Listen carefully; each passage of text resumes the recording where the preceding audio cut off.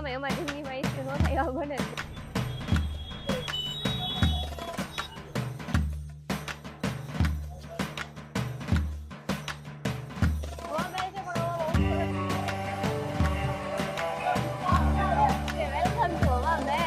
Mummy मैं हवा महल पहुंच गई। તો ગાઈસ અહીંથી કંઈક આવું દેખાય છે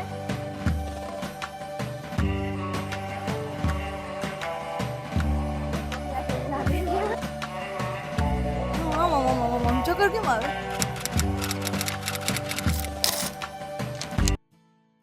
જય Dwarkadhish, welcome back to new vlog. કેમ છો બધા? મજામાં? આઈ હોપ તમે બધા મજામાં જ હશો. તો અમે લોકો આજે અમારો ત્રીજો દિવસ છે જયપુરમાં, તમને લોકોને ખબર જ છે. તો સવારના અમારે થોડુંક લેટ થઈ ગયું કારણ કે અમારી હોટલમાં પાણી નહોતું આવતું, એટલે પાણીનો થોડોક ઇસ્યુ થઈ ગયો હતો. અમે અમારી જિંદગીમાં ઇસ્યુ ન થાય એવા બને જ નહીં. એટલે હવે અત્યારે અમે લોકો જઈએ છીએ બારે જયપુર જોવા માટે. જયપુર માટે એવું સાંભળ્યું છે કે પિંક કલરનું સિટી, એટલે અમે લોકોએ પિંક કલરના વાવા પહેર્યા છે. તો પહેલા ક્યાં જઈએ છીએ કંઈ ડિસાઈડ કરેલું નથી. અહીંથી જઈએ અને જોઈએ આપણે ક્યાં ક્યાં જઈએ છીએ. બધા રેડી થઈ ગયા છે અને અમે તો હોટલની બહાર નીકળી ગયા છીએ. તો રાત્રે અહીંયા ઢોસા ખાવા આવ્યા હતા, આટલામાં જ ગયા હતું. વાતાવરણ આજ તો મસ્તીનું છે, બહુ તડકો નથી લાગતો, બહુ તડકો નથી, બહુ ઠંડી નથી. હોટલથી બહાર નીકળીને ત્યાં જ મેઇન રોડ છે. અહીંના રસ્તા કંઈક આવા છે.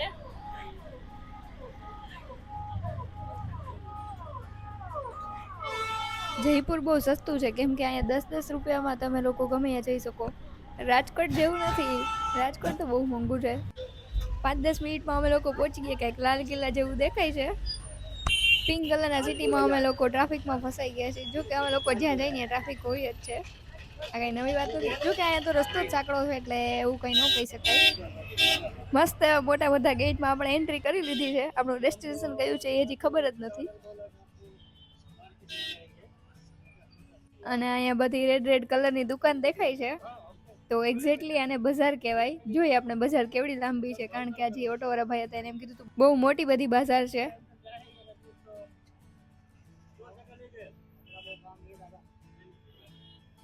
દુકાનના નામ પણ એમ લખેલા છે. આ બધી દુકાનને જોઈને રાજકોટની પરા બજાર યાદ આવી ગઈ છે.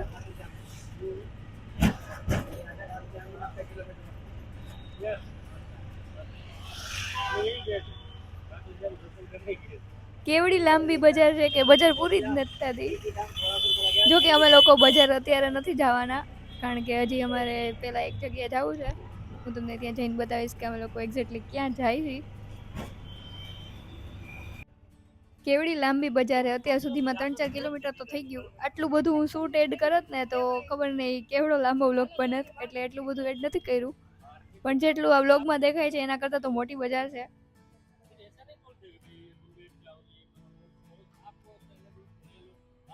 ચાલીસ મિનિટનો રસ્તો કાપ્યા પછી અમે લોકો પહોંચી ગયા છીએ હવા મહેલ. અરે આટલું બધું ટ્રાફિક છે.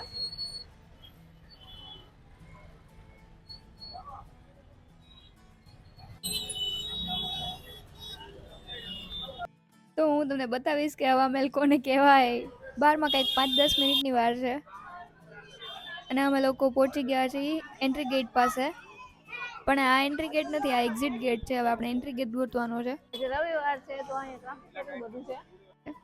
પહેલા તડકો નહોતો લાગતો, અત્યારે જોરદાર તડકો લાગે છે.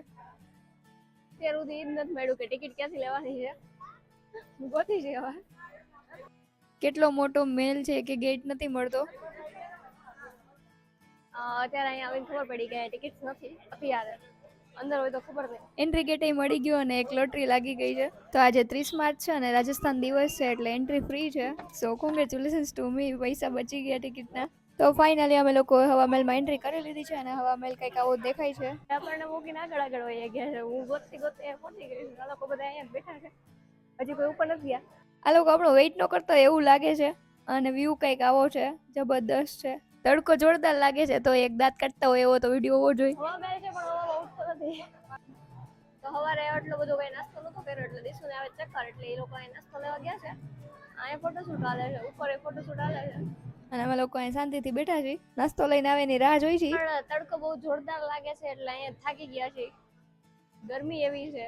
તડકાના લીધે આ લોકોના ફેસ જોવા જેવા છે. આ લોકો મેંગો લઈને પહોંચી ગયા છે અહીંયા. ફટાફટ જાદુ થયું તો અડધી બોટલ પૂરી થઈ ગઈ. અને બધા અહીંયા ઉભા રહીને જોવે છે કે આમાં શું છે, તો હું જરાક જોઈ લઉં કે આમાં શું છે. તો અહીંયા હવા મહેલ હિસ્ટ્રી લખેલી છે, ચંદ્રપોલી દ્વાર. આપણે અહીંથી એન્ટ્રી કરીએ. અહીંયા તો ફૂલ ટ્રાફિક છે, કેટલું બધું પબ્લિક છે. નવાઈની વાત એ છે કે જેમ આના પહેલાના બ્લોગમાં કીધું હતું એમ કે કોઈ ગુજરાતી ન મળ્યું, તો આમાં પણ કોઈ ગુજરાતી દેખાતા નથી. અને અહીંયા તો ફાઉન્ટેન લગાવેલા છે અને બધા અહીંયા સારી રીતે ફોટોશૂટ કરે છે. આને કહેવાય ફોટોશૂટ. ગુજરાતી શું ફોટોશૂટ કરતા હતા.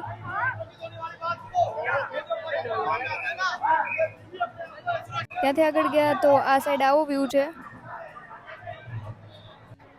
આજે રાજસ્થાન દિવસ છે તો અહીંયા કંઈક નાટક ચાલે છે. અને અમે લોકો જઈએ છીએ મેલ જોવા, પણ અહીં કેટલા બધા ગેટ છે તો ખબર નથી પડતી કયા ગેટમાં એન્ટ્રી કરવી. બધું એક જેવું જ દેખાય છે. અને અહીં કંઈક ઢીંગલા ઢીંગલીના ખેલ ચાલે છે કે જેને આપણી લેંગ્વેજમાં બત્રી પુત્રીના ખેલ કહેવાય.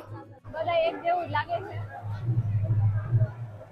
પાછા બીજા ગેટમાં આવી ગઈ શહેરીમાંથી જવાનું છે. અહીંના પગથિયા જોવો છો કેટલા સાંકડા છે અને અંધારું છે. ટ્રાફિક એ ફૂલ છે. હા, આપણે શાયદ પહોંચી ગયા સેકન્ડ ફ્લોર ઉપર. વેલકમ ટુ હવા મહેલ. હવામાં ઉઠતો નથી અને અહીંયા તો ફૂલ ટ્રાફિક છે. એક તો સન્ડે છે ને માથે રાજસ્થાન દિવસ છે અને આજે ફ્રીમાં એન્ટ્રી હતી એટલે આટલું બધું ટ્રાફિક છે. અહીંયા આવીને કઈ મજા નથી આવતી. તડકો જોરદાર લાગે છે. અહીંથી બહાર નીકળવાની તૈયારી કરી, ફોટા બાટા પાડી લઈને. એટલે મમ્મી મેં હવા મહેલ પહોંચ ગઈ. તો ઉપરથી કંઈક આવો વ્યૂ છે. જી મેં હમણાં તમને નીચે ઓલો ફાઉન્ટેન વાળું દેખાડ્યું હતું, આ ઈ જ છે. 2-3 ફોટા પાડી લીધા અને બધા આગળની સાઈડ વયા ગયા છે, સામેની સાઈડ. કેમ કે તડકાના લીધે હવે એ લોકો એન્ટ્રીમાં જ થાકી ગયા છે. કે બધા પોતપોતાની રીતે એન્જોય કરે, જેને જેમ મજા આવે એમ એકબીજાના ફોટા પાડે છે. તો ગાઈઝ અહીંથી કંઈક આવું દેખાય છે અને પાછળ પહાડ દેખાય છે અને આ બધા આ લોકો અહીંયા થાકી ગયા છે તો અહીંયા બેઠા છે, ફોટોશૂટ ચાલે છે. દીસુને તો અત્યારે જ ઘરે જવાની ઈચ્છા થઈ ગઈ છે. પહાડ ઉપર બીજો ફોર્ટ હોય એવું દેખાય છે. કયો ફોર્ટ હશે એ તો નામ નથી ખબર. બસ દૂરથી કંઈક આવું દેખાય છે. એમ તો આપણા ફોનનું ઝૂમિંગ સારું છે એટલે સારું એવું દેખાય છે. એક્ઝેક્ટ મેલની સામે કંઈક અહીંયા બીજું દેખાય છે. શું હશે એ તો ખબર નથી, પણ એ ફોર્ટ જેવું જ છે. ત્યાંથી અમે લોકો બાજુમાં એક ગેટ હતું ત્યાં ગયા. અહીંયા તો મોટા ભાઈ ફોટોશૂટ ચાલે છે. એક્ઝેક્ટ બાજુના ગેટમાં જઈએ તો કંઈક આવું છે. પગથિયા કેટલા નાના નાના છે. બધી બાજુ રસ્તા રસ્તા જ દેખાય છે. ભૂલ ભૂલૈયા જેવું છે. અહીં જે માણસો આવતા હશે રોજે રોજ ફરવા માટે, એટલે ફરવા માટે તો ન કહેવાય, પણ જે આમ ગાઈડ કરવા માટે આવતા હોય એને કેવી રીતે રસ્તો મળતો હશે. मुझे सांभर चुपन के कहीं आ सकते थे, यहाँ पर जाकर टप्पा तो पानी यहीं से भरेंगे यार. હા, એક્ઝિટમાં તો નીકળ્યા જ નથી અમે લોકો.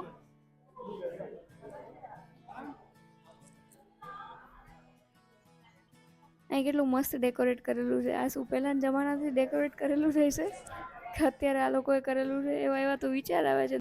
એક્ઝિટ ગોતી છે પણ હજી એક્ઝિટ મળ્યું નથી. પણ બધાય જાય છે, આપણે એની પાછળ પાછળ જાય, શાયદ રસ્તો મળી જાય.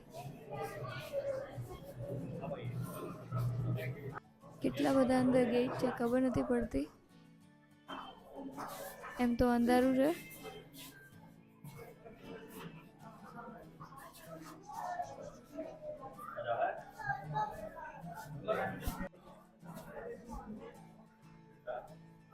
बाहर जाने का रास्ता इतना डरावना है.